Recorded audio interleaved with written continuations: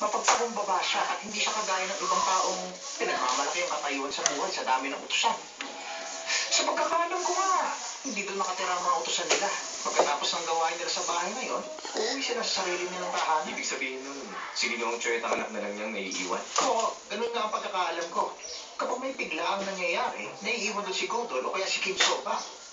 Pero madalas si Binulong Choy lang at ang anak niya ang naiiwan doon. Ganun ba? Kung ganun tayo nang inaasahan namin, isa rin sa dalawang utusan. May kakaibang nangyayari sa labas. Ayusin na natin yun bago pa malaman ang hukom. Ano yung sinasabi mo nga ayusin? Ano ba nangyayari doon? Kasi naman dumating kayo. Itong binili. Nagawa nyo rito. Magsialis na kayo. Sige na.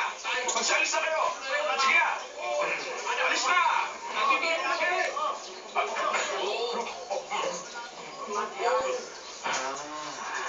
Kaagap Ilang ng ang naging yung paskil para sa papatayan. panahon ng tagapagbantay. Matanda Hinarap na sila aking pastor. Isa na kasi na nilagay namin basket. Pinuntahan na pinapuntahan ko kay Jobin. Hayaan niyo kami tatlo na bahala sa mga taong ito, ha? Anong maagap? Hindi natin sila matatanggap. Hinarap na si aming pastor daw. Hindi na nahintay si Jobin. Siguro ka ako. Tanggapin Kaya sila mami yung tanghali sa ako. Ano ginagawa ng mga taong to dito? Ha? Dolso ayan, hindi ka na maiinip ngayon.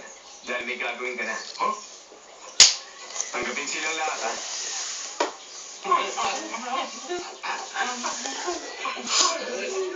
Nakakakain, kaya ang papayat ng karamihan sa kanila, halos butok balat na lang. Kapag ganyan ang pangangatawan ng mga tagapagbantay, malamang hindi nila kayang dalhin kahit mga pamalo. Ganun ba? Kung ganun, dapat lang na may tagapagbantay ang isang tanggapan ng pamahalaan. Ay, bakit ngayon ko lang naisip ang ganito kagandang bagay? Hmm?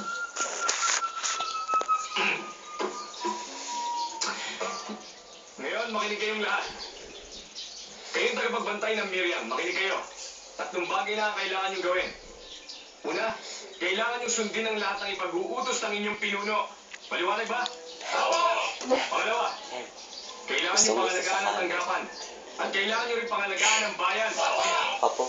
Pangatlo, Sino ba? huwag niyo ipagwalang bahala ang kawalan ng katarungan. Kanina lumalapa. Kapag nagawa niyo ang tatlong kautusan na yon, kayong lahat at gayon din ang inyong mga pamilya, hindi na kayo makakaranas ng umiliin sa inyo.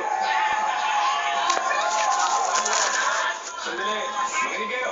Meron pang isang bagay. Nais kong sabihin sa inyo. Saludan niyo ako.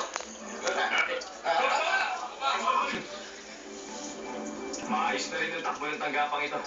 Bukod doon, mula ngayon, si Don Suyen magtuturo sa inyo kung paano nyo gagamitin ang inyong Ihapon ni Donso. Magsasanay kayo mabuti, umaga at gabi, para maging tagapagbantay kayo ng Miriam na igagana at ipagmamalaki